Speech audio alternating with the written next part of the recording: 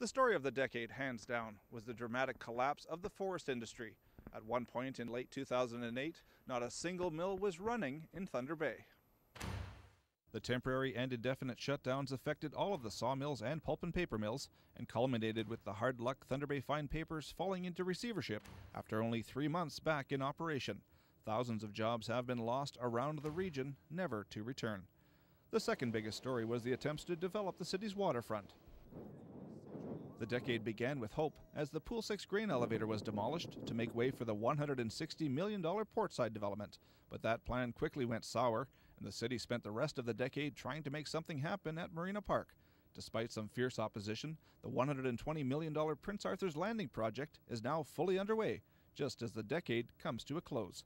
The portside issue was just one battle in the major war zone at City Hall at the start of the 2000s. The most controversial city council since the Walter Assaf days, featured bitter infighting and personal attacks, battles over Loch Lomond drinking water and city council spending, and the firing of city manager Brian McRae in 2002.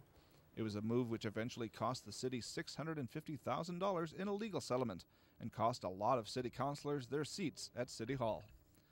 Among the other big stories of the 2000s was the struggle to build the new regional hospital. It finally opened in February of 2004, more than $100 million over its original budget. But despite that, it's proven to be one of the city's biggest success stories of the decade.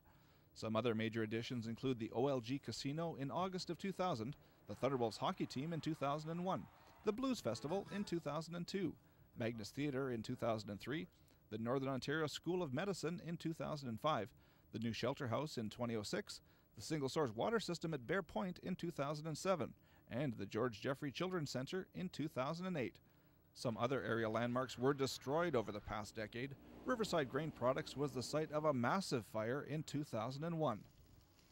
In Nipigon, another huge fire took out the town's Multiply Mill in 2007, and the Dorian Inn went up in flames in 2009.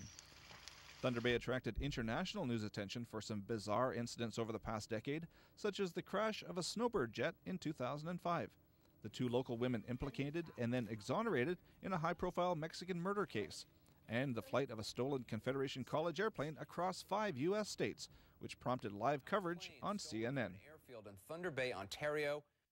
Rising gas prices were an ongoing gripe throughout the decade. It's hard to believe we started out complaining about 75 cents a litre.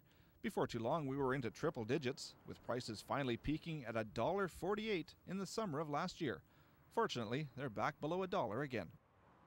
The decade saw 2 of the largest contracts ever awarded to the local Bombardier plant, which had been struggling to survive during the first half of the decade. In 2006, the plant celebrated a massive 5-year contract to build 234 subway cars for Toronto, worth $700 million.